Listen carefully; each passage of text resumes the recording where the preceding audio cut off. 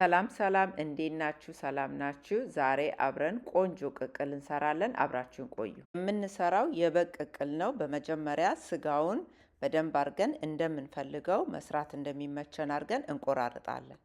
ከቆራረጥነው በኋላ ስጋውን በደንብ አድርገን ማጠብ አለብን። አንዳንድ ጊዜ ቅቅሉ ተሰርቶ ራሱ ልክ ስንበላው የሆነ በግ ይሸታል እና እንደዛ እንዳይሆን ስጋችንን ሁል ጊዜ በደንብ አድርገን ማጠብ አለብን።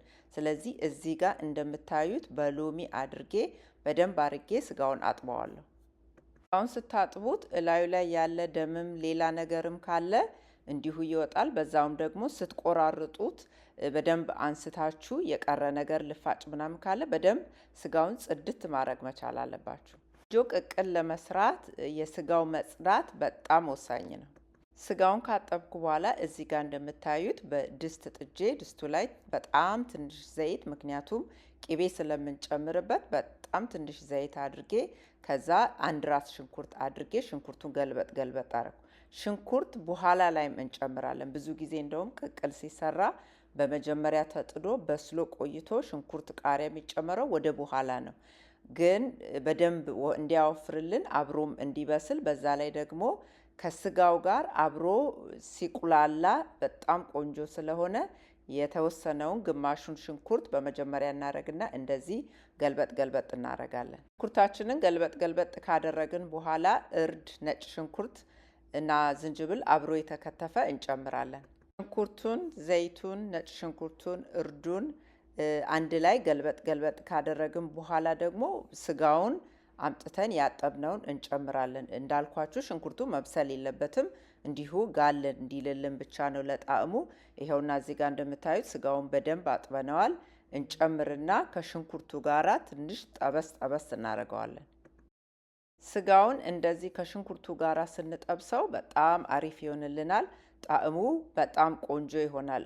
የቃናውን ይወስዳል። የሽንኩርቱን አብራችሁ ስታቁላሉት አሪፍ ይሆናል። እንደዚህ አብራችሁ ትንሽ ገልበጥ ካደረጋችሁ በኋላ ያው ቅቅል ስለሆነ ውሃችንን በደንብ መጨመር እንችላለን። ውሃ ስንጨምር በተቻለ መጠን የሚያስፈልገንን ያህል ውሃ አንዴ ብንጨምር ይመረጣል።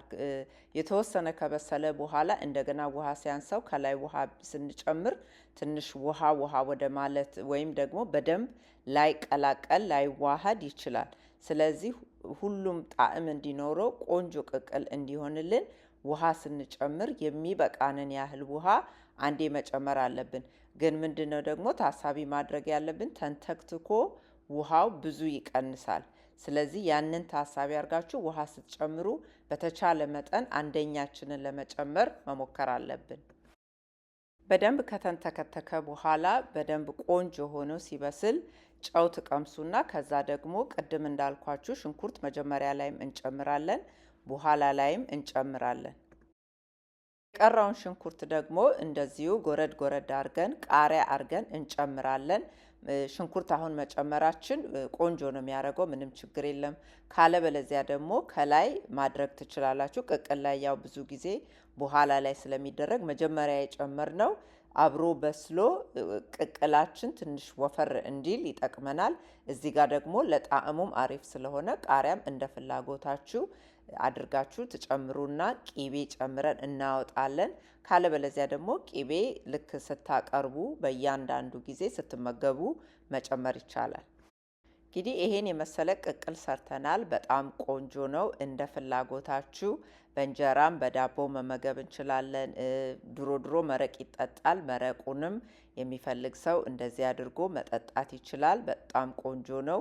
ስጋው ያው ቅቅል ሲሆን በተቻለ መጠን ቀስ አድርገን ብናበስለው በጣም አሪፍ ይሆናል። ብዙ ጊዜ እንደውም በስሎው ኩከር ስናረገው በጣም ይጣፍጣል። በድስት አድርገን ወዲያው አስቸኩለን ከምናደርገው በስሎው ኩከር አድርገን ብናበስለው ቅቅል በጣም ይጣፍጣል። ዛሬ አብራችሁኝ ስለነበራችሁ በጣም አመሰግናለሁ። አዲስ የሆናችሁ ሰዎች ይህን ቻናል ለመጀመሪያ ጊዜ የምታዩ ሰዎች ሰብስክራይብ አድርጉ፣ ከኛ ጋር ቤተሰብ ሁኑ። ቪዲዮ ሲሰራ ቶሎ እንዲደርሳችሁ የደወል ምልክቷን ተጫኑ። ሁላችሁንም በጣም አመሰግናለሁ። በሚቀጥለው በሌላ ቪዲዮ እስከምንገናኝ ሰላም ሁኑ።